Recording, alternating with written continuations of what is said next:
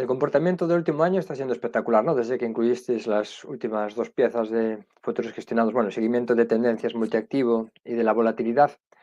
¿Qué hubiera pasado si te hubieran dejado implementarlo antes?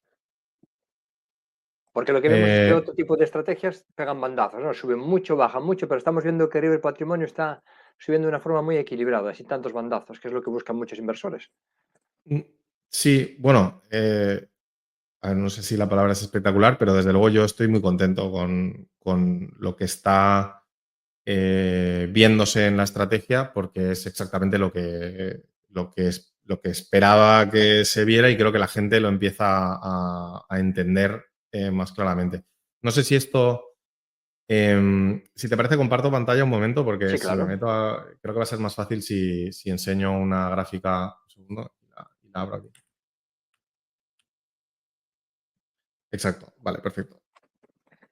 ¿Veis? Bueno, esto realmente es en la página de Financial Times, o sea, no estamos haciendo nada eh, técnico. Y esto es un seguimiento del ETF MSCI World UCITS. Entonces, si vemos en el último mes, ha sido un mes muy bueno para la renta variable, que veis que ha subido más o menos un 3,5, más o menos. Y cada una de estas líneas representa alguna de las piezas que forman parte de la cartera de River Patrimonio. Entonces os decía que al final River Patrimonio invierte en renta variable, invierte en futuros. Esta línea amarilla es un fondo de futuros, esta línea verde es un fondo de volatilidad, esta línea marrón es el precio del oro y esta naranja son los bonos alemanes a 10 años. Y River Patrimonio es esta línea morada que veis que se queda un poquito corta porque aún no se han publicado los resultados. Sabéis que siempre va con un par de días de decalaje. Y lo que se observa muy claramente es que, bueno, River Patrimonio tiene una correlación muy alta con la renta variable y lo que no tiene es una correlación, o sea, lo que lo diferencia de la mayoría de fondos que serían equilibrados y que son de la misma categoría, es que no tiene una correlación tan clara con la renta fija. En este último mes, donde la renta fija ha caído un 6%, esto claramente nos favorece porque quien confía toda la defensa en la renta fija, pues ha visto un mal resultado en su pieza defensiva. Nosotros tenemos un mix de otros elementos que en este caso lo han hecho mejor y por eso el resultado más positivo. Si nos vamos a 3 meses, es un poco al revés, porque la renta fija, que venía de sufrir muchísimo el año anterior, tuvo un subidón aquí, donde nosotros, bien, veis cómo crecimos, o sea, no participamos tan fuerte porque nuestra pieza defensiva no se convirtió la única pieza defensiva se convirtió en el activo más rentable del momento. Siempre que pase esto, pues una cartera de acciones y bonos lo va a hacer espectacular, pero esa no es la norma realmente. Eso a largo plazo es una anomalía en realidad. No siempre pasa y pasa relativamente poco. Como las otras piezas defensivas, pues tampoco, bueno, quedaron más o menos planas. Nosotros hemos continuado. Si nos vamos un poco más atrás, se ve muy claramente aquí como esta línea morada es River Patrimonio, que veis que tiene esa correlación clara con la renta variable. La renta fija cayó, luego subió mucho, luego ha vuelto a caer. Nosotros no nos movemos en función de lo que haga la renta fija, porque nuestra defensa es una defensa todoterreno que combina todas las otras piezas. Y lo que yo he observado es que históricamente esto es mucho más estable y mucho más defensivo que simplemente tener renta fija. Entonces, por eso el cambio en la manera de implementarlo. Cuando la renta fija lo haga muy bien, nosotros típicamente nos vamos a quedar un poco por detrás, pero no me, no me preocupa, ¿no? Y desde luego yo no sé cuál va a ser la mejor pieza defensiva en los siguientes 3, 6, 12, 24 o 5 años. Lo que sí que sé es que una combinación de estos 4 elementos lo hace bastante bien prácticamente siempre. O sea, es muy confiable, ¿no? Es como que difícil que ganes, el ejemplo que siempre pongo del Tour, ¿no?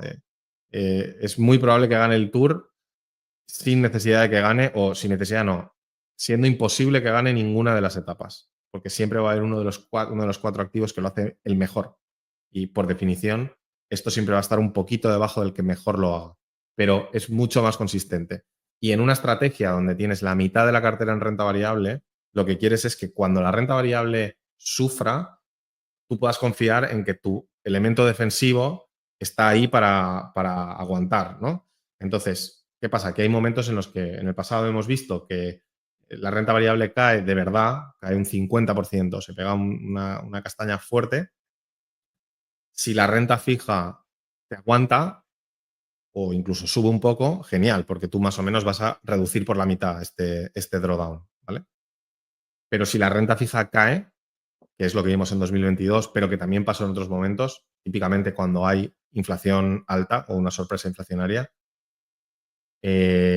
claro, ahí te puedes ir a que tu cartera teóricamente equilibrada, en vez de caer un 25, se va a un 30 y algo de caída, ¿no? Entonces, ese es el tipo de caída que yo creo que no es tan equilibrado, ¿no? Y donde me parece que está el fallo de la cartera 60-40 o de la inversión, vamos a decir, Vogel o la cartera Vogel, ¿no? Que, por un lado, la renta fija, si es agregada, no tiene suficiente fuerza para defenderte realmente, pero te podría aguantar, ¿no? Entonces, diluyes, partes por la mitad la caída. El segundo, que en un escenario inflacionario no tienes nada para protegerte y te puedes llevar un susto que no es equilibrado. Y el tercero, que en una crisis de liquidez, pues también lo vimos en 2019, te puede pasar que no, sobre todo en renta fija agregada, ¿no? Es verdad que la renta fija de máxima calidad crediticia a largo plazo tienes más probabilidades de que tenga un buen repunte y te proteja.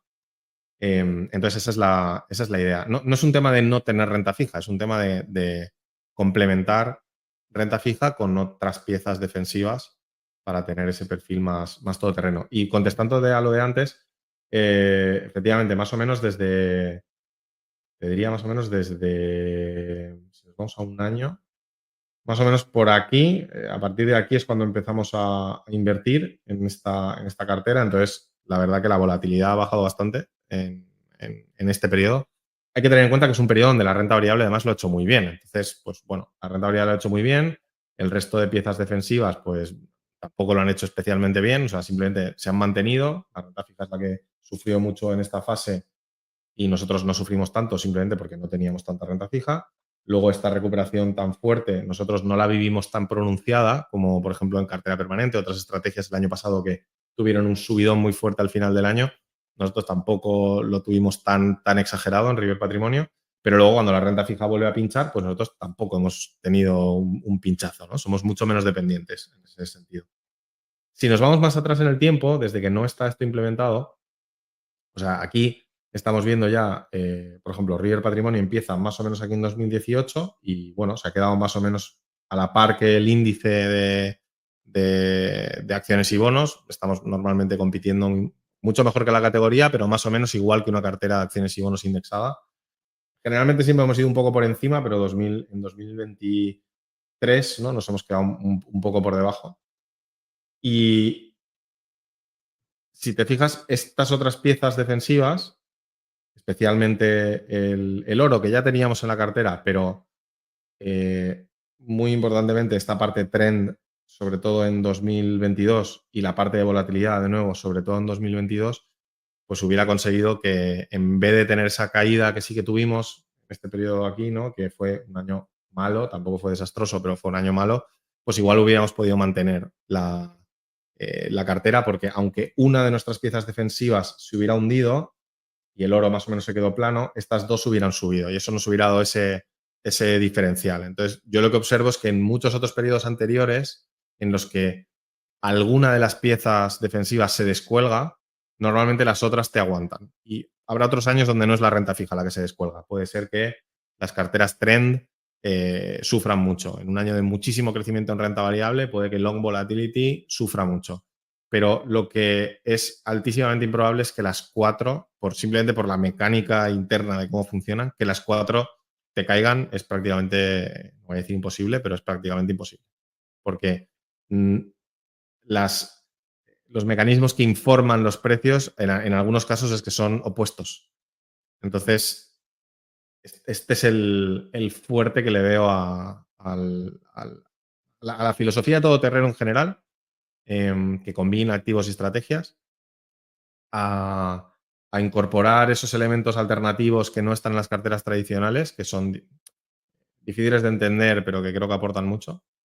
Y ya te digo, yo creo que puede que en esta fase de crecimiento en River Patrimonio hubiéramos tenido un crecimiento un poquito inferior al que tuvimos, Hubo un punto aquí en el que el oro nos acompañó mucho, pero creo que al final el resultado hubiera sido mejor que lo que ya tenemos, que en realidad ha estado bastante correcto. Entonces, todo lo que sea intentar mejorar el retorno riesgo y mantener el perfil de la cartera en River Patrimonio lo vamos a ir incorporando, y de hecho lo estamos incorporando. O sea, todas las novedades que hay